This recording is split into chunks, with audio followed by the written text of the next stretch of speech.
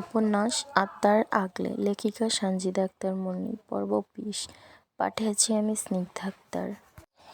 এহসান এক ঝটকায় মেহেরুনের মাথা নিজের বুকে আঁকড়ে ধরে। মেহেরুনের গালে আর মুখে নিজের ঠোঁট অজস্রবার ছুঁয়ে দিতে থাকে। মনে হচ্ছে কত যুগ পর মেহেরুনকে নিজের কাছে পেয়েছে। এহসান অবুঝ পাগলের মতো মেহেরুনকে চুম্বন করতে থাকে। তার ফলে মেহেরুনের মুখে লেগে থাকা ফেনা এহসানের দাড়িতে ও পাঞ্জাবিতে লেগে যায়। তবে এতে কোনো ক্ষতি নেই এহসানের। সে শুধু মেহেরুনকে এক কথাই বারবার জিজ্ঞেস করছে, কি হয়েছে তোর? কি হয়েছে? এমন করছিস কেন? কি হয়েছে? কথা বল জান, কথা বল। মেহেরুন অচেতন চোখে এক পলক তাকায় এহসানের দিকে, এক চিত্তে তাচ্ছিল্যের হাসি দিয়ে বলে, দেখুন আল্লাহর বিচার করে নিয়েছে। গতকাল রাতে কতটা নিষ্ঠুরভাবে আপনি হত্যা করেছেন পরের ছেলেকে, আর আমার আল্লাহ রাত পোহাতে না পোহাতেই আপনাকে শাস্তি দিলেন। এহসান মেহেরুনকে ঝাঁকিয়ে বলে, না, আমার রবের করিম এতটা নিষ্ঠুর নন। তিনি শ্রেষ্ঠ, চেয়ে শ্রেষ্ঠ দয়ালু। তার দয়া অসীম। তিনি কখনোই আমার পাপের শাস্তি তোকে দেবে না, কখনোই না। মেহেরুন এইভাবে হেসে বলে, আপনি বলেছিলেন না আপনি ধ্বংস হয়েছেন আমার প্রেমে, আর এখন দেখুন আমি ধ্বংস হব আপনার পাপে। মেহেরুনের এমন কথা শুনে কলিজা ছিঁড়ে যায় এহসানের। গলা ফাটিয়ে চিৎকার করতে ইচ্ছে করছে তার। সারা শরীর কাঁপছে এহসানের। এহসান চিৎকার করে বলে, এমন কিছু হবে না। আমার পাপে আমি ধ্বংস হব, তুমি না। পাপ আমার, তুমি আমার, তাহলে তুমি ধ্বংস হবে কেন? হলে হব আমি ধ্বংস। কিন্তু মেহেরুন কোনো উত্তর দেয় না। আর দেবেই বা কী করে? সে যে জ্ঞান হারিয়েছে, অবচেতন হয়ে গেছে। অবচেতন হওয়ার আগে ঠিকই এহসানের বুকে পাঞ্জাবি অংশ খামচে ধরেছে, এখনও ধরে রেখেছে। মেহেরুনের কথা বলছে না দেখে এহসান মেহেরুনের থুতনি ধরে ঝাঁকাতে থাকে। জোরে জোরে শ্বাস নিতে নিতে বলতে থাকে, জান কথা বল, কথা বল। তোর মুখ থেকে আমি বাণী শুনতে চাই। কথা বল, বল, আমায় একবার পাপী বলে ডাক। কথা বল তো, বল না কথা। মেহেরুন কোনো উত্তর আসে না। মেহেরুনকে চোখ বুজে থাকতে দেখে এহসানের প্রাণ উড়ে যায়, থমকে যায় তার দুনিয়া। মেহেরুনের থুতনি ধরে সারা শরীর ঝাঁকাতে ঝাঁকাতে এহসান কান্নায় ভেঙে পড়ে, চিৎকার করে বলে, এই খারাপের বাচ্চা, কথা বল। এই স্বার্থপরের বাচ্চা, কথা বল, কথা বল। আমার কলিজা ছিঁড়ে যাচ্ছে, তুই কথা বল। আমার অন্তর ঝলসে যাচ্ছে, কুত্তার বাচ্চা, কথা বল, কথা বল না। আমি শ্বাস নিতে পারছি না, তুই কথা বল, কথা বল তো। একবার বল, শুধু একবার, এই বেয়াদব, কথা বল। কিন্তু কোনো কথা বের হয় না অজ্ঞান মেহেরুনের মুখ থেকে। এহসান কান্নার বেগ বেড়ে যায়। একজন পুরুষ মানুষ হয়ে এভাবে বাচ্চার মতো কাঁদছে সে, অথচ এই সেই পুরুষ যে মানুষকে কলিজা পর্যন্ত ছিঁড়ে আনে আর কোনো রকম দ্বিধা বোধ করে না, যার হাতে শত মানুষের খুন হয়েছে, কিন্তু তবুও তার হাত কাঁপেনি। অথচ সেই পুরুষ নিজের নারীর মুখ থেকে সামান্য একটি কথা শোনার জন্য এইভাবে কলিজা ফাটিয়ে কাঁদছে। এনিসা বেগম কিছু আঁচ করতে পেরেছে, কারণ তার ছেলে এহসান তো সব সময় নামাজে এসে তাকে সালাম দেয়, দোয়া নেয়। কিন্তু আজ হঠাৎ কি এমন হলো যে কোনো দিকে না তাকিয়ে সোজা নিজের কক্ষে চলে গেল। বিষয়টা অদ্ভুত লাগলো তার কাছে। ফের মনে প্রশ্ন উকি দেয়, আচ্ছা মেহেরুনের কিছু হলো না তো? আজ নিচে আসছে না, না আর ভেবে কোলাতে পারছে না, তাই অস্থির পায়ে এহসানের কক্ষের দিকে পা বাড়ান। এনিসা বেগম কক্ষের সামনে গিয়ে দেখে কক্ষের দরজা খোলা। কিছুটা সংকোচ নিয়ে কক্ষের ভেতর প্রবেশ করেন। প্রবেশ করতেই তার নিজ কানে কান্নার শব্দ আসে। তিনি থমকে দাঁড়ান। কে কাঁদছে। কিছু মুহূর্ত পর বুঝে যান এটি তার ছোট ছেলে এহসান কাঁদছে। কি ভয়ঙ্কর বিষয়, তার এহসান কাঁদছে, কিন্তু কেন? তিনি তাড়াতাড়ি সামনে এগিয়ে যান, গিয়ে দেখেন মেঝেতে বসে আছে এহসান আর মেহেরুনকে বুকে জড়িয়ে ধরেছে। মেহেরুন অসম্ভব শক্ত করে জড়িয়ে নিয়ে এহসান অন্তর ফাটিয়ে কাঁদছে। এমন দৃশ্য দেখে এনিসা বেগমের হুঁশ আর হুঁশে থাকে না। তিনি নিজের ছেলেকে 20 বছর পর এভাবে কাঁদতে দেখলেন। কিন্তু কেন? কেন, কি হয়েছে, কেন কাঁদছে? এনিসা বেগম অস্থির হয়ে তাদের কাছে গিয়ে হাঁটুতে ভর করে মাটিতে বসেন। অস্থির গলায় এহসানকে প্রশ্ন করে, আব্বা কি হয়েছে, এভাবে কাঁদছিস কেন? এহসান এনিসা বেগমের দিকে চোখ তুলে তাকায়, তারপর নিজের বুকে জড়িয়ে থাকা অচেতন মেহেরুনের দিকে এক পলক তাকিয়ে কান্নায় ভেঙে পড়ে, বলে, আম্মা, আমার মেহেরুন কথা বলছে না মা, ওর মুখ দিয়ে ফেনা বের হচ্ছে আম্মা, কেন কথা বলছে না? আমার কলিজা ছিঁড়ে যাচ্ছে। ও আম্মা, আম্মা। এনিসা বেগম বাকশূন্য হয়ে যান। তার ছেলের মতো হিংস্র যে কলিজা কাতরিয়ে কাঁদতে পারে তা তিনি নিজের অজানা ছিল। নিজের চিন্তা নিজের মধ্যে চেপে হাত বাড়ান এহসানের বুকের দিকে, কারণ এহসানের বুকে লেপ্টে রয়েছে মেহেরুন। আলতো ছোঁয়ায় মেহেরুনের কপালে নিজের হাতখানা এতে কেঁপে ওঠেন তিনি, কারণ মেহেরুনের শরীরে ভীষণ গরম হয়ে আছে। এনিসা বেগম এহসানকে সান্ত্বনা দিতে দিতে নরম গলায় বলে, আব্বা শান্ত হ বাপ। মেহেরুনকে বিছানায় নিয়ে শুয়ে এহসান এক পলক তাকায় নিজের মায়ের দিকে, পরে আলতো করে অতি যত্নে কোলে তুলে নেয় অবচেতন মেহেরুনকে। তারপর আস্তে করে শুইয়ে দেয় বিছানায় নিজের প্রাণকে, অতঃপর কম্বল টেনে দিয়ে দেয় এহসান মেহেরুনের ওপর। এনিসা বেগম চিন্তিত গলায় বলেন, আব্বা তুই বস, আমি তোর আব্বার অথবা ভাইজানকে বলি রাজিয়া ডাক্তারকে ডেকে আনতে।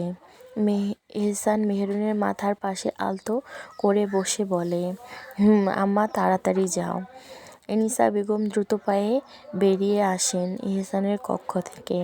তারপর নিচে এসে সোফায় বসে থাকা মনিরুল সাহেবকে এমরান আর এনামের উদ্দেশ্য করে অস্থির কণ্ঠে বলেন, কেউ তাড়াতাড়ি রাজিয়া ডাক্তারকে ফোন দাও, মেহেরুনের ভীষণ জ্বর, মুখ দিয়ে ফেনাও বেরিয়ে এসেছে। সবাই কিছুটা থমকে যান। তারপর মনিরুল সাহেব চমকিত গলায় বলেন, কি বলছো বেগম, এখন কি করছে? এনিসা বেগম বেকুল গলায় বলেন, জ্ঞান হারিয়ে ফেলেছে, এতে আপনার ছেলে পাগলের মতো কাঁদছে, তাড়াতাড়ি আসুন, একটু বোঝান ওকে। এমন কথা শুনে অবাক হয়ে দাঁড়িয়ে যান সবাই। সবার মনে এক প্রশ্ন, কি এহসান কাঁদছে? এহসান, এটাও সম্ভব? মনিরুল সাহেব এনামকে উদ্দেশ্য করে বলেন, এনাম যাও বাপ, তাড়াতাড়ি ডাক্তারকে নিয়ে আসো। এ বলে মনিরুল সাহেব এগোতে থাকেন এহসানের কক্ষের দিকে। তারপর পিছনে এমরানের বেগম আর এনামের বেগমও যান, তবে এমরান আর এনাম যান না, কারণ যতই হোক মেহেরুন এখন আর তাদের ভাতিজি নয়, ছোট ভাইয়ের বেগম। গাওরত বলতে তো কিছু আছে। মনিরুল সাহেব এহসানের কক্ষে প্রবেশ করে কিছুটা থমকে যান। তিনি স্পষ্ট দেখতে পান তার সিংহের মতো ছেলে কিভাবে বিড়ালের মতো ঘাপটি মেরে বসে আছে নিজের স্ত্রীর পাশে। শুধু বসে নেই, এহসানের মেহেরুনের হাত ঝাপটে ধরে নিজের ঠোঁট ছুঁয়ে বসে আছে আর টিপে চোখে জল ফেলছে। মনিরুল সাহেব বুঝতে পারেন তার পুত্রের অন্তরের অবস্থা, কারণ তিনি নিজেও তো একজন পুরুষ, একজন স্বামী, 2 স্ত্রীর অধিকারী। তিনি জানেন নিজের বেগম অসুস্থ অবস্থায় দেখলে কতটা অশান্ত হয়ে ওঠে নিজের মন। উনি ধীর পায়ে এহসানের সামনে গিয়ে দাঁড়ান। বাবাকে দেখে এহসান নিজের মুখ তুলে বাবার দিকে তাকায়। মনিরুল সাহেব এহসানকে বলেন, আব্বা শান্ত হও, সামান্য জ্বর উঠেছে, এত চিন্তিত হওয়ার কিছু নেই। এহসান মেহেরুনের দিকে তাকায় এক পলক, ফের নিজের বাবার দিকে তাকিয়ে আহত গলায় বলে, আব্বা সামান্য জ্বর তো তাহলে কেন কথা বলছে না? আব্বা কেন মুখ দিয়ে ফেনা বের হচ্ছে? আব্বা কেন কথা বলছে না? তখনই ঈশা ডাক্তার রাজিয়াকে নিয়ে কক্ষে প্রবেশ করে। নিজের প্রিয় বান্ধবীকে এমন অবস্থায় দেখে তার অন্তর বারবারই কেঁপে উঠছে, কিন্তু তার যে কিছু করার নেই। ডাক্তার এসে মেহেরুনের পাশে বসতে বসতে মনিরুল সাহেবকে সালাম দেন। আসসালামু আলাইকুম। ওয়ালাইকুম আসসালাম, মনিরুল সাহেব উত্তর দেন। মনিরুল সাহেব ডাক্তারকে বসতে দেখে এহসানের হাতে বাহু আলতো করে ধরে বলে, চলো এখন ডাক্তার এসে গেছে। এহসান ধীর পায়ে উঠে মনিরুল সাহেবের সাথে চলে আসে কক্ষের বাইরে। মনিরুল সাহেব তাকে নিজের কক্ষে নিয়ে আসেন। এহসান ধীর পায়ে এগিয়ে গিয়ে বিছানায় বসে। এহসান বসতেই মনিরুল সাহেব গভীর গলায় প্রশ্ন ছুড়ে দেন, ফজরের পর যে লাশ পাওয়া গেছে পশ্চিম নদমারার খালে, সেটা কি তোমার জন্য? এই রায়ানের কথা শুনে আবারও এহসানের মাথা খারাপ হয়ে যায়, কারণ ওর জন্যই তো আজ এসব হয়েছে। আজ নারীকে এত কষ্ট ভুগতে হচ্ছে রায়ানের জন্যই। যদি এই রায়ান না আসতো তাহলে এহসান ওকে খুনও করতো না, আর মেহেরুনের গায়ের ওপর হারাম রক্তও লাগতো না, আর না এহসান মেহেরুনকে রাতে পুকুরে গোসল করাতো। এহসানকে চুপ থাকতে দেখে মনিরুল সাহেব বুঝে যান এটা তার ছেলেরই কাজ। তিনি হতাশ গলায় বলেন, কেন মারলে? এহসান মেঝের দিকে কটমট করে তাকিয়ে হাত মুষ্টিবদ্ধ করে উত্তর দেয়, ওই কুত্তার বাচ্চা আমার নারীকে দেখে ফেলেছিল, ওকে নিয়ে যেতে এসেছিল। মনিরুল সাহেব ঠান্ডা গলায় বলেন, তাই বলে এতটা ভয়ঙ্করভাবে মারবে? দেখে মেহেরুনের এই ছেলেটাকে নিয়ে যেতে আসতেই পারে, কারণ মেহেরুন ওর হবু স্ত্রী ছিল। বাবার এই কথা শুনে এহসানের মগজ টগবগ করে জ্বলে ওঠে। কি, তার নারীর নাম অন্য কারো সাথে জুড়ে দেওয়া হচ্ছে? না, এমনটা হতে পারে না।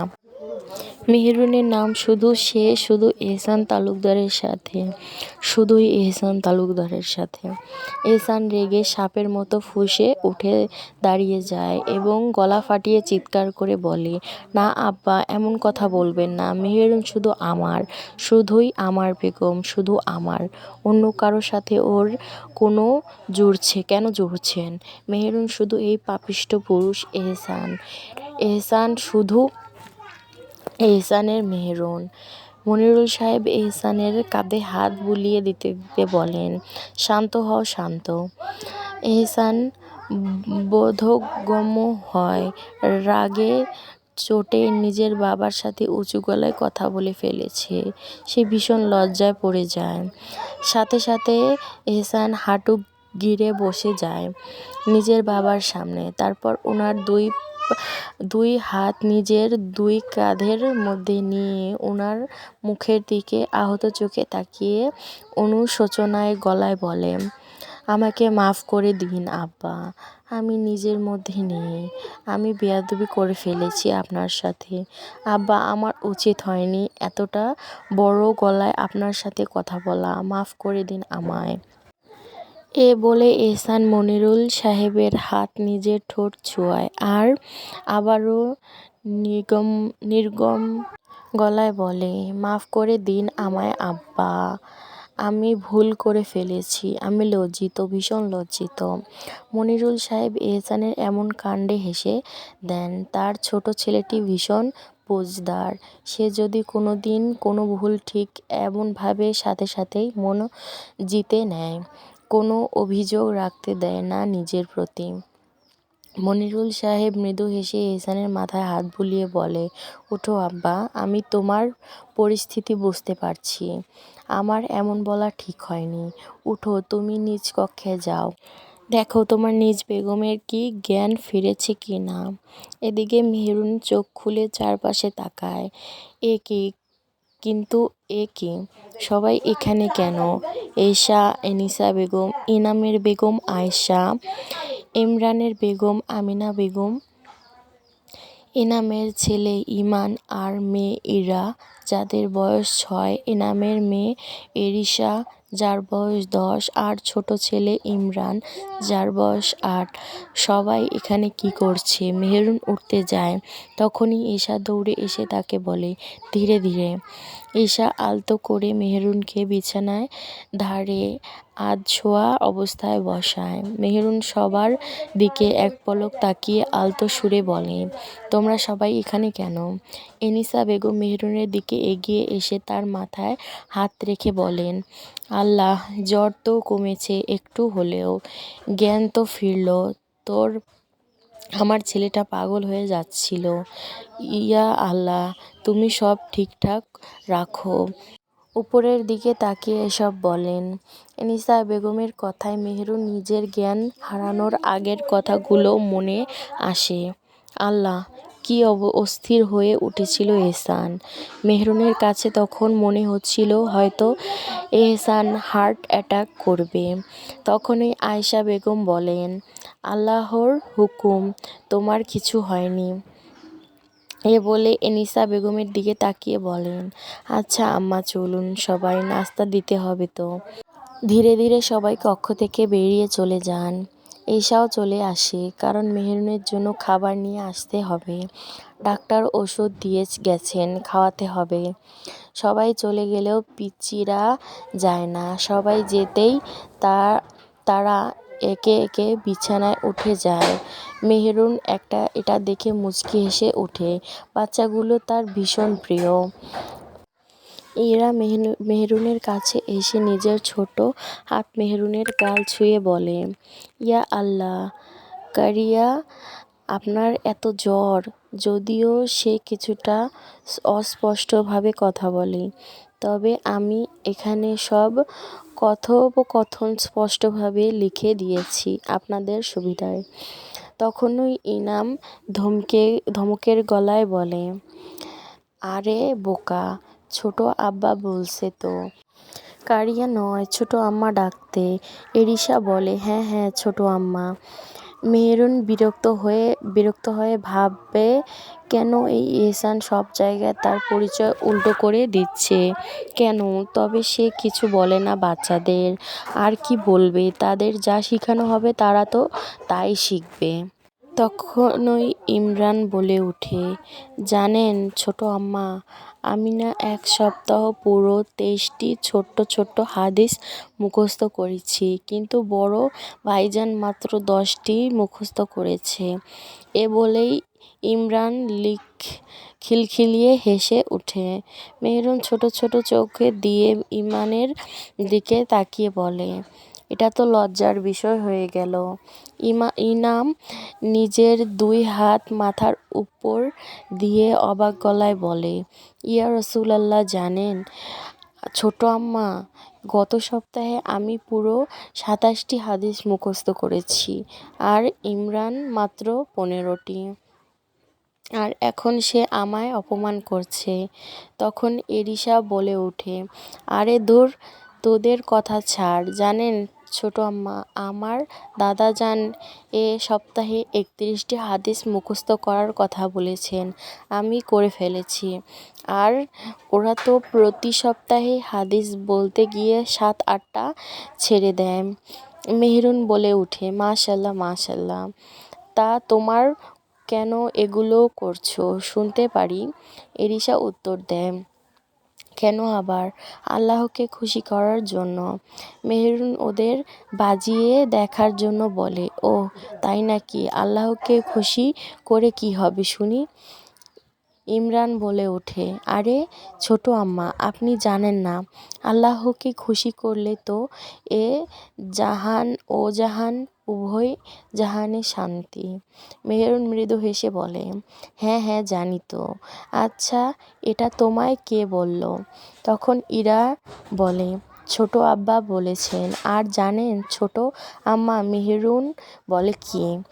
ইরা বলে, আজকে সকালে তোমার মুখ থেকে কথা শোনার জন্য ছোট আব্বা, আমি যেভাবে হাউমাউ করে কাঁদি অমনি ছোট আব্বাও কেঁদেছেন। এমন কথা শুনে নিমিষেই মেহরুনের মুখ থেকে হাসি উড়ে যায়। এহসান কেঁদেছে? এ নরপশু কাঁদতে জানে, কিন্তু কেন? না, এসব ভাবা উচিত নয়। তাই আবারও মেহরুন নিজের মুখে হাসি টেনে বলে, আচ্ছা দেখি তো, ইলম নিয়ে একটি হাদিস বলো। এরিসা বলে, আমি বলি। মেহরুন মুচকি হেসে বলে, বলো। এরিসা বলে, তারপর হাদিস শরীফের অর্থ ইলম তলব করা প্রত্যেক মুসলমানের উপর ফরজ। গাইজ, যেখানে একটা আরবিতে হাদিস লেখা ছিল, আমি পড়ি নাই, স্কিপ করছি, তো পরের থেকে আবার। মেহরুন হাদিস শুনে এরিসার মাথায় হাত বুলিয়ে দিতে বলে, মাশাল্লাহ মাশাল্লাহ, বলো তো এটা কোন হাদিসে এসেছে? এরিসা একটু দম নিয়ে ফের উত্তর দেয়, সুনানে ইবনে মাজাহ হতে। মাশাল্লাহ। মেহরুন আবার বলে, এখন এরিসা বাদে কেউ জান্নাত নিয়ে একটা হাদিস বলো তো। ইনাম বলে, আমি বলছি। মেহরুন বলে, বলো।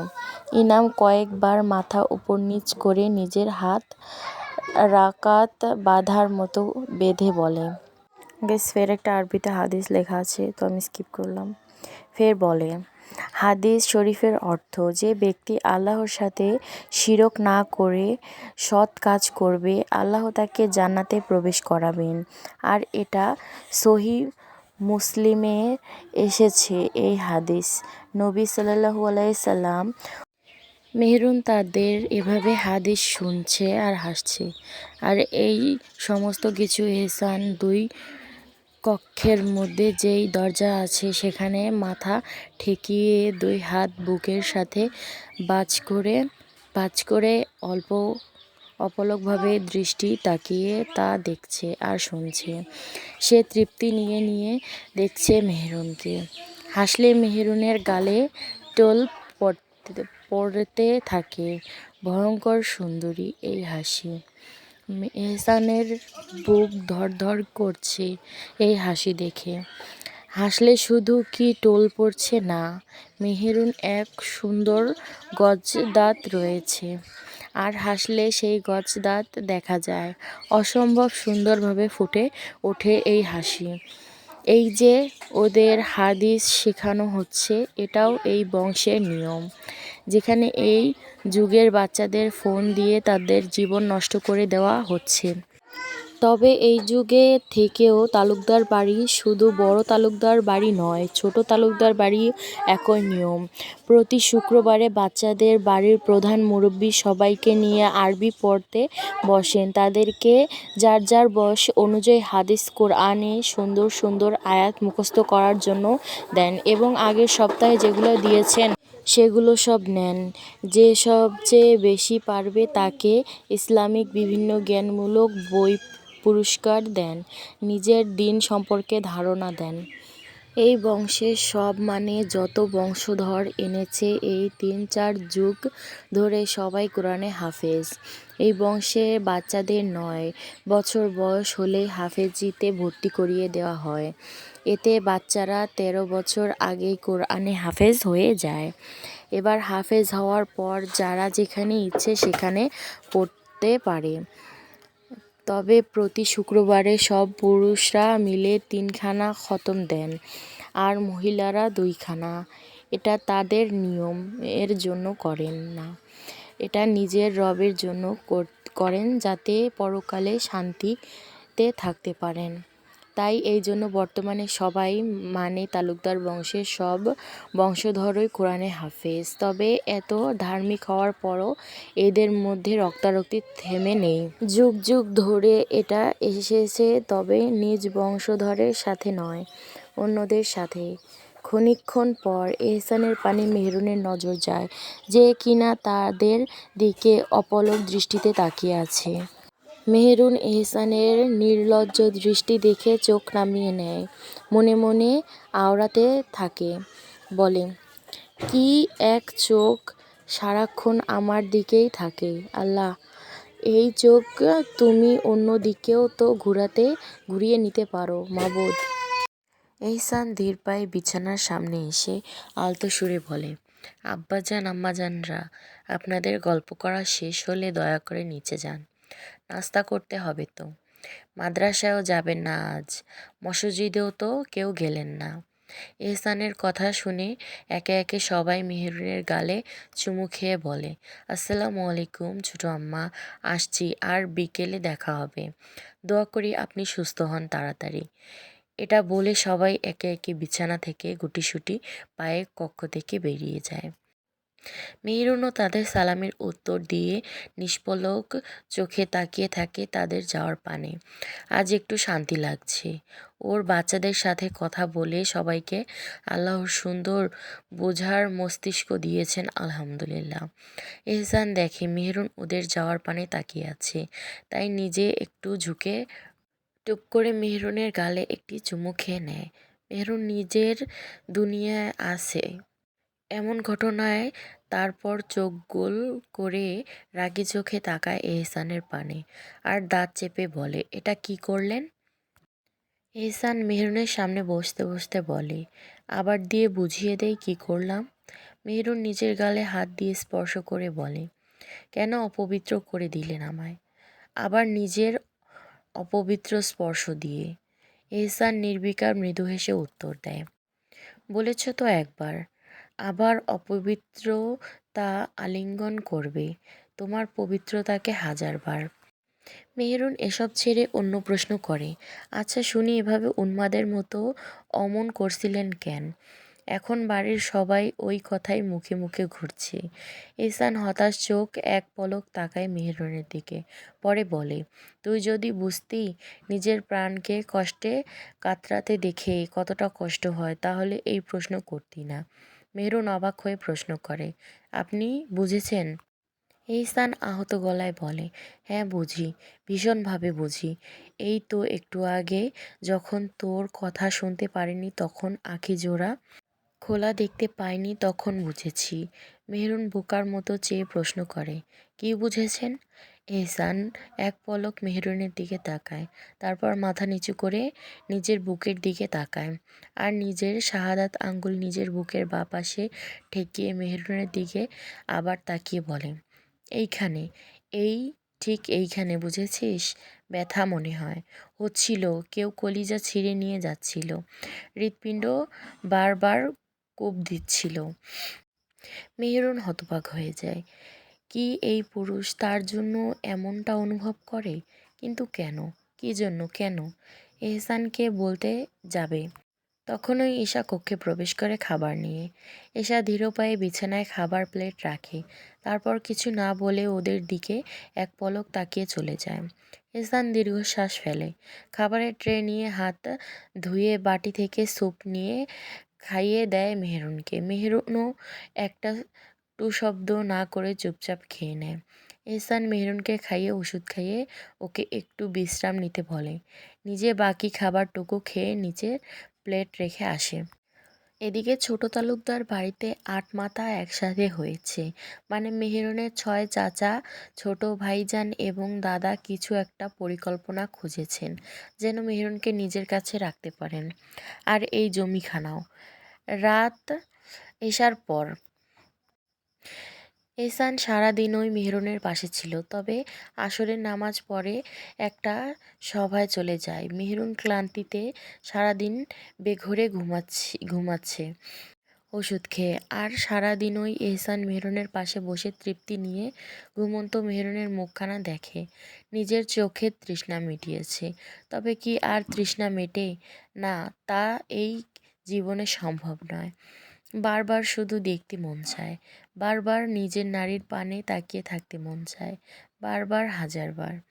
এহসান সভা শেষ করে এশার নামাজ পড়ে বাড়ি ফিরে জানতে পারে মেহরুনের ঘুম থেকে উঠে গেছে, এখন সুস্থই আছে কিছুটা।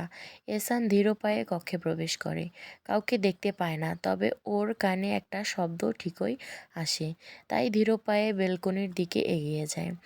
যতই পা সামনের দিকে নিচ্ছে, ততই কান্না ভাঙা গলায় তেলাওয়াত কানে ভেসে উঠছে, আমি চাইলে অবশ্যই প্রত্যেক প্রাণীকে তার সঠিক পথ দেখিয়ে দিতাম, কিন্তু আমার কথা সত্য হয়েছে। যে আমি জিন ও মানুষদের সবাইকে জাহান্নাম দিয়ে পূর্ণ করব। তোমরা তো এই দিনের সাক্ষ্য ভুলে গিয়েছিলে, তাই এখন শাস্তির স্বাদ গ্রহণ করো। আমিও তোমাদের ভুলে গেলাম, আর তোমরা তোমাদের কৃতকর্মের জন্য শাস্তির স্বাদ গ্রহণ করো। সূরা আশ-সাজদা। এহসান মেহরুনের কান্না জড়িয়ে থাকা তেলাওয়াত শুনছে, তার বুকটাও ধড়ধড় করে ওঠে।